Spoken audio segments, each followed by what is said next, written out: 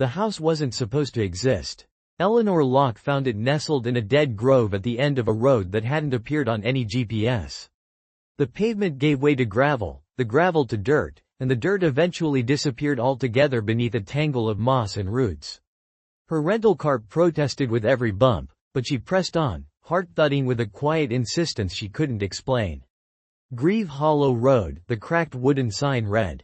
The trees here leaned unnaturally close to one another, their skeletal branches interlocking above to block out the sun. The forest around her seemed almost to whisper, not with wind, but with something older, deeper. Eleanor rolled the window up. The house came into view like a secret being revealed, 3 stories of decrepit grandeur. Its wooden frame sagged with age, and the paint had long since peeled into strips like flayed skin. A withered porch stretched across the front, and above the arched doorway, the name Marrow House was carved into a warped beam. Her uncle had never mentioned owning a house in the woods. Hell, he'd never mentioned a family estate at all.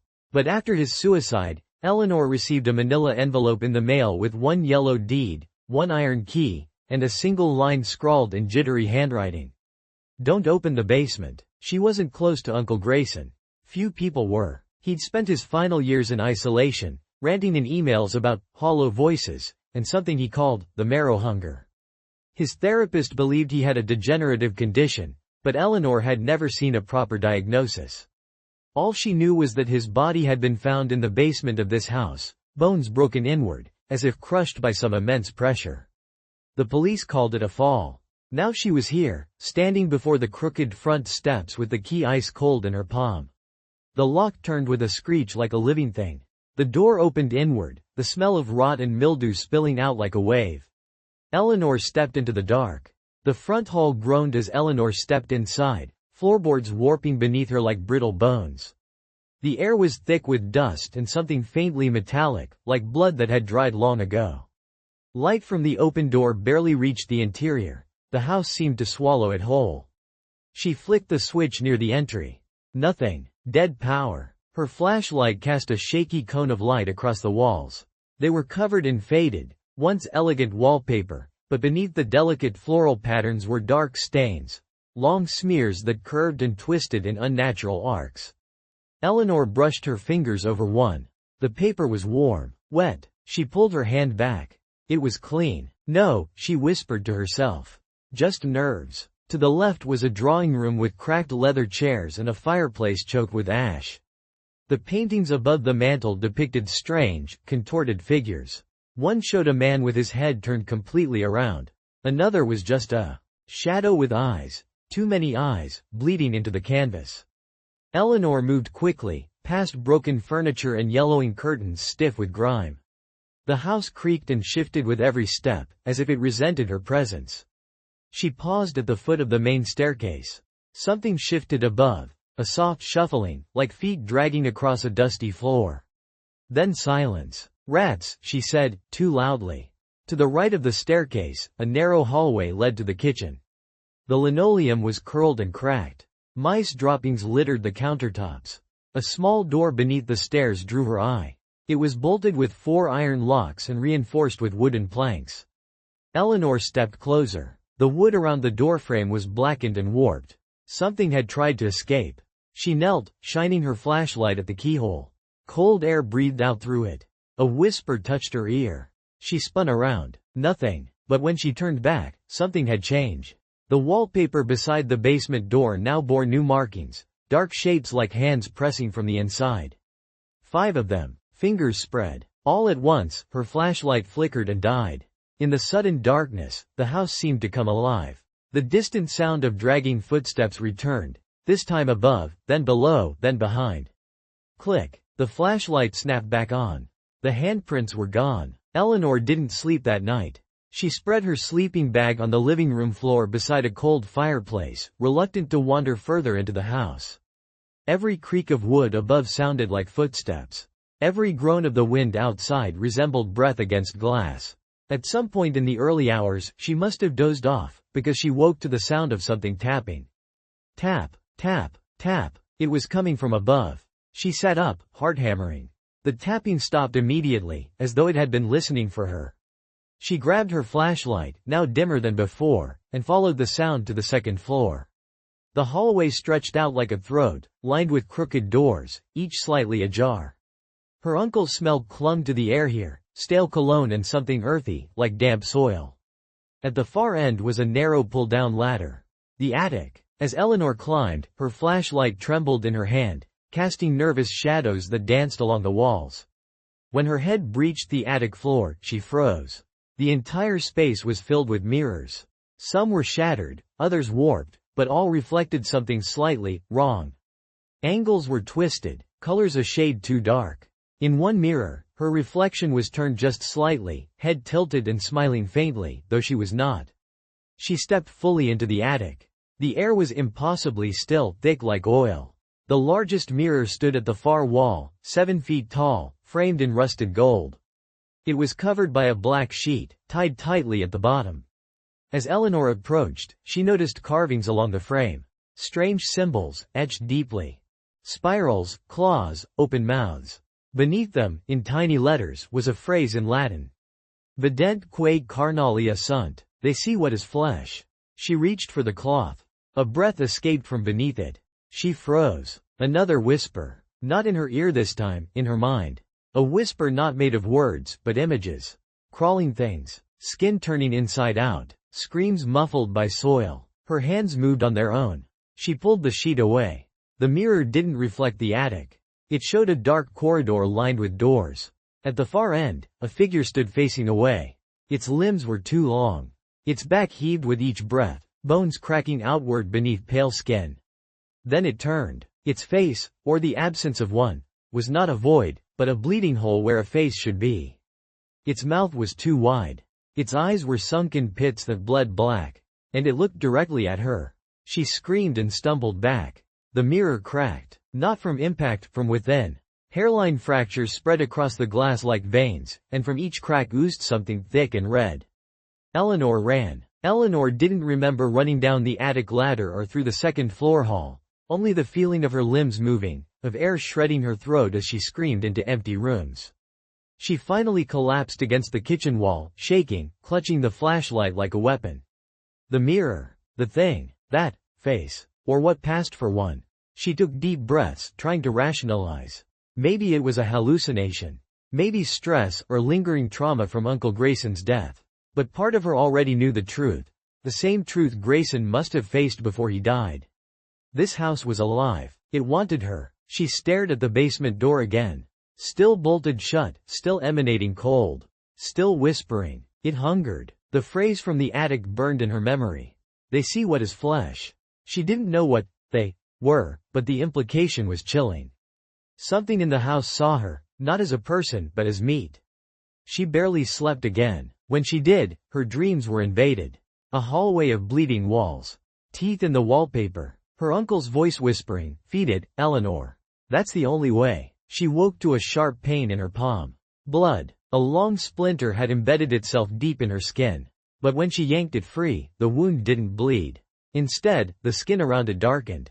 Black veins spread outward. She bandaged it quickly, heart pounding. By late afternoon, a storm rolled in. Rain lashed the windows, and thunder rolled across the woods like a warning. Eleanor ventured upstairs again, flashlight in one hand, crowbar in the other. One room was locked. Her uncle's study. She forced the door open with the crowbar. Dust exploded into the hall like a breath held for too long. Inside, shelves of old, brittle books. Jars filled with Asher bone fragments. Symbols scrawled on the floor in white chalk. A shrine, almost, but not to any god she recognized. In the center of the room was a journal. Grayson's handwriting filled the pages, frantic, barely legible. The hunger is in the marrow. The house feeds through blood memory. It devours not only flesh but lineage. That's why it needed me. That's why it needs her. Her breath caught. Her name was underlined on the next page. Eleanor must not open the door. The thing inside, it's not itself. It's what we left behind.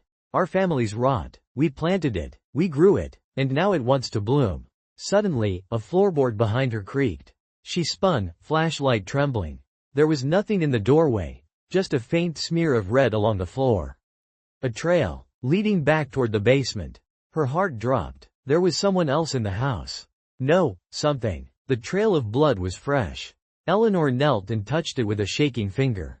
It was warm. Not paint. Not rust. Blood, real and thick, smeared as though something had been dragged. Or someone. She followed the trail slowly, each step a silent negotiation with terror.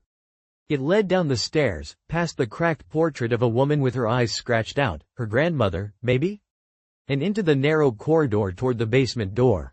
The lock still held, but the wood around the bolts had begun to warp outward, like something behind the door was pushing. Eleanor's breath caught in her throat. The wall beside her creaked. Not the floorboards, the wall. It rippled, just slightly, just enough to make her stomach knot. She pressed her ear to the plaster. A sound, soft and steady, echoed through the wood. Wet, organic, chewing. She recoiled. Her injured hand began to throb beneath the bandage. When she peeled it back, the veins around the wound had turned blacker, and tiny shapes writhed just beneath the skin, like something had nested inside. She stumbled into the bathroom, gripping the sink for balance. In the mirror, her reflection smiled back at her. She wasn't smiling. Her mouth trembled. Slowly, her reflection lifted its hand, not to match her movements but to wave. Eleanor screamed and smashed the mirror with her elbow. Shards clattered into the sink, and blood ran down her forearm. Behind her, the wall cracked. She turned in time to see a segment of it split open, a thin line snaking through plaster and paint like a wound. From the gap, an eye opened. No iris, no white, just a void of glistening black, deep and wet, watching her. She ran. The house shifted around her. Hallways stretched impossibly long. Doors she had closed now stood open. The staircase bent subtly, wrong angles where right ones should be. It wasn't just haunted. The house was mutating. It no longer cared to hide. Back in the study, she locked the door and collapsed against it. Her breath came in ragged sobs. The journal lay open again, though she'd left it closed. A new page had turned. Her name had been written dozens of times. Each iteration bloodier, messier, more frenzied than the last. The final entry simply read, "The house remembers your bones." Thunder cracked as Eleanor read the final journal entry again. The words vibrating inside her skull. "The house remembers your bones." It was no metaphor. It meant something. The house knew her, not just who she was, but what she was made of. Somewhere in her bloodline, something terrible had been buried. Something left behind and allowed to fester. Marrow House was not a place. It was a wound her family had cut into the world, and it never closed. She turned the journal's brittle pages back, looking for answers.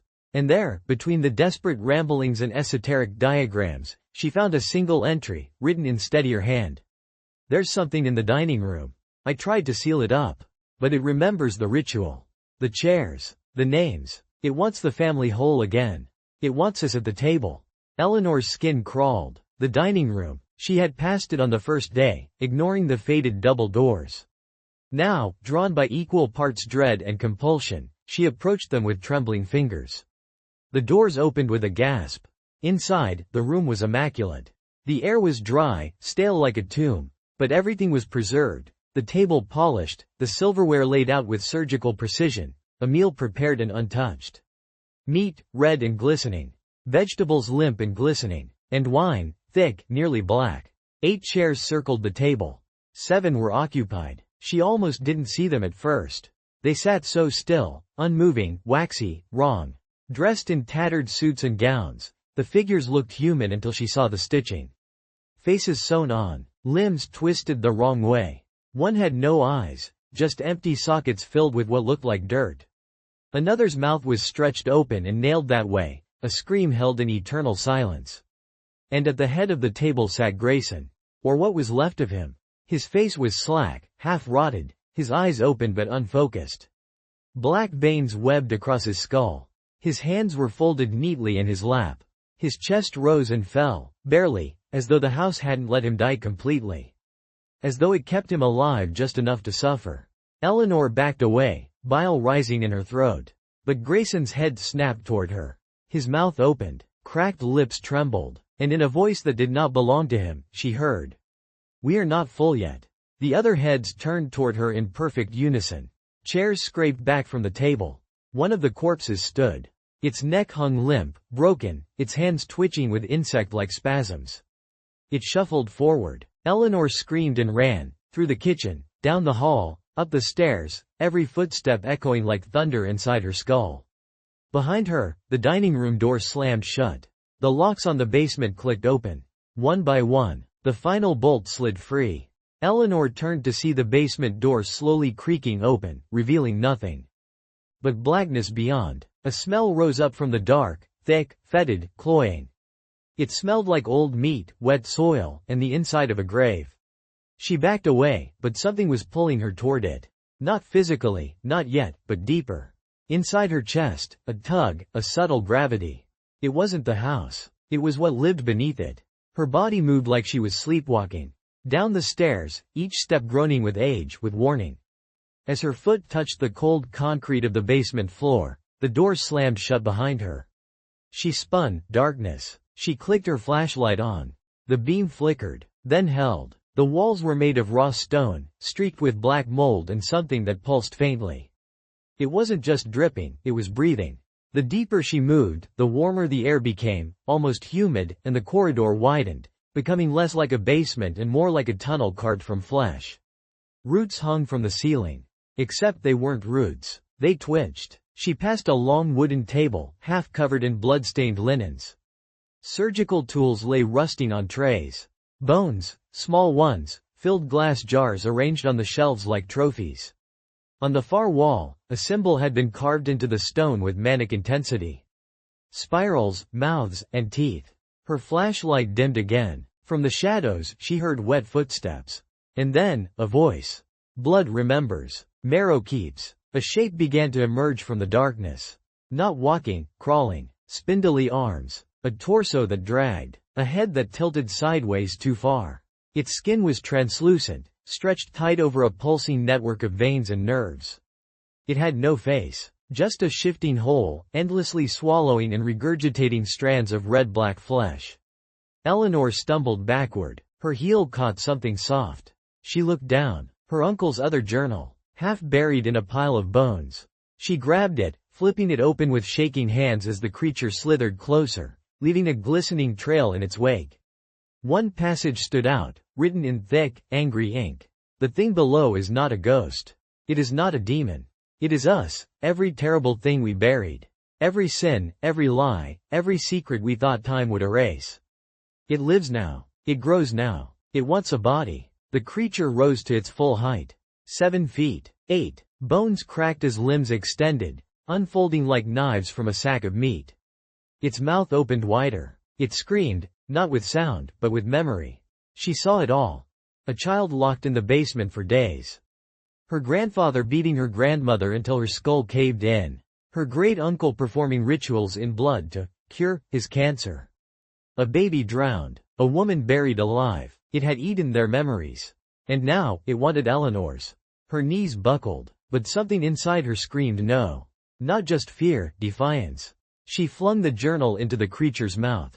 It swallowed it whole. And recoiled. It shrieked again, this time in pain. Fire spilled from its open maw. The words, the truth, had burned it. Eleanor turned and ran, up the stairs, up through the house that now shook violently as if it were about to collapse. Behind her, the basement wept. Eleanor burst through the basement door just as the house seemed to shudder, a low groan vibrating through the floor beneath her feet. She slammed the door shut and threw the bolt, but the sound of something clawing, scraping, and pulsing came through the wood as if it were already inside. The journal had hurt it, but not destroyed it. Far from it. The creature, or whatever it was, had been feeding on the darkest parts of her bloodline for generations, growing stronger with every secret and every sin swallowed whole. Now, it wanted more. It wanted her. Eleanor staggered back into the hallway, the air thick and suffocating. Her vision blurred, and she felt a coldness creep up her spine, something not external, but inside. Her mind twisted. Memories she hadn't lived flooded her thoughts. A woman screaming in the woods. A man's shadow bending over a child. The sound of a baby crying beneath the floorboards. She was drowning in memories that were not hers, fragments of pain and horror that clawed at her sanity. Her skin prickled as something inside her stirred, a presence that whispered in tongues only she could hear. Your marrow is ours. Eleanor dropped to her knees, clutching her head as the whispers grew into a chorus of voices, her ancestors, the house, the creature itself, all merging into one terrible song. She saw flashes of the past, the house's construction, the rituals performed to bind the evil within its walls, and the sacrifices made to keep the thing contained. But the binding was breaking. The entity was no longer trapped. It was inside her. With a scream that tore through the house like lightning, Eleanor forced herself to stand. She had to fight. The shadows lengthened, forming twisting shapes that reached for her. But she pushed forward, every step a battle against the darkness inside and without. She needed to escape, to leave the house behind forever. But as she reached the front door, it slammed shut before her, locking tight. The house was a prison, and she was its newest cell. Eleanor's fists pounded against the locked door, but it held fast, cold and unyielding like the tomb it had become. The house breathed around her, walls contracting and expanding, whispers curling through the cracks like smoke. She stumbled backward, heart hammering. The darkness was no longer just a thing outside her. It had seeped deep inside, twisting her thoughts, warping her will. Then the voice came again, low and hungry. The marrow feeds the house. The house feeds the marrow. The cycle is unbroken. She dropped to her knees, shaking with fear and rage. The entity inside her clawed and writhed, a parasite growing on the roots of her soul. But Eleanor remembered the journal, Grayson's last hope. A ritual. A binding. A way to stop the hunger. With trembling hands, she pulled the journal from her coat pocket and flipped to the last page, stained with tears and blood. It described a rite to sever the marrow's connection to the house, but it required sacrifice. Blood and bone. A name. Her name. The house groaned louder, as if sensing her resolve. Eleanor gathered candles from the mantel, lit them with shaking fingers, and arranged them in a circle on the floor. She traced the ancient symbols from the journal around her with chalk stolen from the study. She whispered the incantation, voice barely audible over the howling wind. The house screamed, walls bled, the floor cracked beneath her. But with one final word, the entity inside her screamed, a sound not heard but felt, like a cold blade slicing through her marrow. Light exploded through the windows, shattering darkness and silence. Then, stillness. Eleanor collapsed, exhausted. When she opened her eyes, the house was quiet. Empty. She was alone. But as she stepped outside, a chill ran through her spine. Beneath her feet, the earth pulsed faintly. The marrow was not dead. It was only waiting. Eleanor stood at the edge of the forest, dawn bleeding pale gold through skeletal branches. The house behind her lay silent, a monument to darkness she had faced and, somehow, survived. The air was fresh, but beneath it stirred a silent pulse, subtle as a heartbeat. Her fingers brushed against her wrist, tracing the faint black veins still beneath her skin. The marrow was etched into her bones now, a permanent reminder. She had severed the house's hold, but it had not been destroyed. It had retreated, waiting. From the edge of the trees, a soft rustling sounded. She froze. A figure emerged, wrapped in shadows, familiar, yet impossibly warped. Its eyes glowed with hollow hunger. It reached out, a hand like cracked porcelain. A whisper echoed in her mind. The marrow remembers you. Eleanor stepped back, heart hammering, but the figure smiled, a cruel, knowing curl of lips. This isn't over, it said. And then it dissolved into mist, disappearing into the morning light. She was alone, but not safe, because the marrow inside her was alive. And it was hungry. The sun rose fully now, but the shadows in Eleanor's eyes would never fade. The Marrow House was gone. But its hunger was within her. Forever.